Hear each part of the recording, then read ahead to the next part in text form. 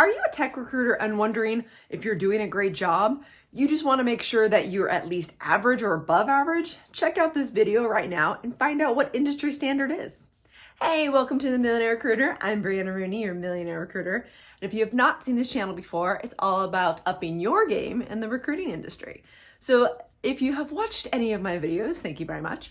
But I do specialize in tech. I try to keep it as broad as possible because I do believe that a good recruiter can do anything. So you need to know those fundamentals, which is why a lot of my videos are geared towards that. However, this one is geared towards tech. And tech is, what's made my world go around for the last 14 years. And as a big announcement, Techies Recruiting, again, if you've watched my journey, I've had that for 12 and a half years. And a firm, big fintech company, has acquired the Techies team, which is super exciting. It was just announced last week. So big congratulations to everybody. It's been huge. It's been a whirlwind.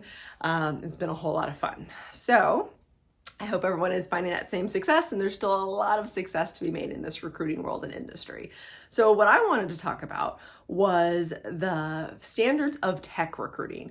There's all sorts of standards in recruiting in general, and it's very important to understand what your industry standards are. And I'm going to go over tech because, like I said, I'm a tech girl.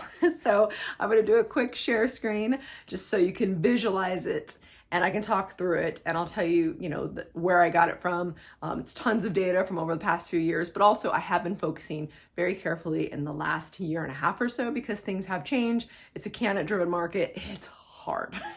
So I'll see you over there on the share screen. And it's definitely cool to have two different learning and I should say retention methods here. So you can read and listen. All right. So we have top of funnel. And if you're a recruiter, you know what that means. You have to build top of funnel in order for you to see results.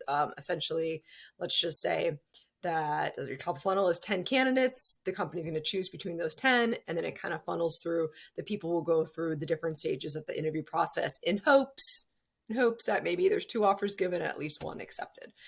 So in order to build what we call a healthy pipeline, definitely take note of that. It takes about 2 weeks. So if you have a company come to you and say, okay, great, here's our roles. I needed this filled yesterday. Typical, everyone does. What are you going to say to them? Be like, great. I just want to let you know that it does take about 2 weeks to build a healthy pipeline for you. And so I want to make sure that we're on the same page and that we talk about, what are the real highlights of this job, this role in particular, what growth does it have? How do you sell your company? I have my ways to do it, but, of course, you are with the company. And so, or even if you're internal, they're going to know how to sell the company the best. And so you really want to dig into some press, the funding, like there's all sorts of new hot tech, whatever it is, you definitely have to make sure that your pitch represents that. And that's going to build the healthiest pipeline. Now, when they bring in, if they want a diversity pipeline. Now, remember, as a good recruiter, you're always keeping diversity on top of mind when you are doing your reach out. However, I will say that having a diverse pipeline in tech is a lot harder and takes more time. So I would not say that you can have a healthy, diverse pipeline in 2 weeks. That might require an extra week because there's definitely a lot more thought process and going through when you're doing a diverse search. So for those first 2 weeks, especially because, really in theory, you're not doing much but reaching out, right? And so hopefully you're getting those intakes, you're getting those messages back, those responses, but you really need to be sending out about 150 to 200 emails if that's your only job, right? And so the response rate, this is something that we kind of argue about depending on what company you work with. And again, what industry, but we are tech, we are sexy tech. And so the response rate, as far as LinkedIn says, your minimum should be 13%. When you have 13% minimum, you are able to send out 25 messages at a time. So, it's like they're rewarding you for making sure you're doing a good job. So that's the bare minimum. Now, again, depending on who you talk to, in companies say that we should have about 25 response rate. However, internally, a lot of recruiters do send out drastic difference in emails. And so that's just going to be per job. But I really, truly believe in volume at first in order to build a healthy pipeline. And then you can scale that back a bit, assuming how that's all looking. So as you start to build the pipe, you definitely want to start delivering 4 to 6 interested candidates a week that the hiring manager also is interested in. So here's the thing. If you are getting these 4 to 6 people, the hiring manager wants to talk to one, did you do a good job? You did not. You basically wasted your time on about 3 to 5 conversations. So that's not being an efficient, good recruiter. Definitely not the millionaire recruiter. Okay. And then when you think about that and you want to break down, I would expect, I should say, 65 to 75% pass through rate to onsite. So what that means is, let's say from the 5 people you're sending out a week, at least 65% of those 5 people are going to make it through the different rounds and to the onsite. That's super important. And then in order to make sure that your company, whoever you're working for, is doing well and your hiring manager and you are on the same page, then from the onsite, if you have had 3 people on site for the same job and there has not been one offer made, unless it's a fluke, there's something very, very wrong. And honestly, who knows what could happen, right? There's all sorts of people are people. But you definitely need to address that with the hiring manager because something's off and you want to make sure it's not you. Rec load. Okay, how many jobs can you fill at once? That's interesting. So 3 to 5 recs can be handled at once if there is no overlap. So what's interesting is I hear some recruiters be like, oh my God, I'm feeling like 15 to 20 recs. Well, I'm sure that means that there's a ton of overlap within those recs and that's how they're able to handle it. Or maybe it's just a seniority thing.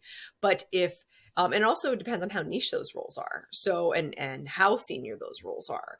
So it all depends. So is it like newer tech or is it common tech? So if I'm thinking well, React isn't as new anymore, but when React came out, it's like, well, look, it only came out a few years ago. So there's not that many people using it. And so it really all depends on what the people are looking for. And then again, you have to be, and this goes back to the hiring manager training to make sure you're synced, but you have to really make sure that everyone's really realistic on this and what you can and cannot handle. You have to speak up but you also have to move fast, right? Like that's important. Hires. So industry standard in tech, and again, this is going to change, but it's to make 2 hires a month. So this depends on if you're handling inbound or just relying on your own sourcing.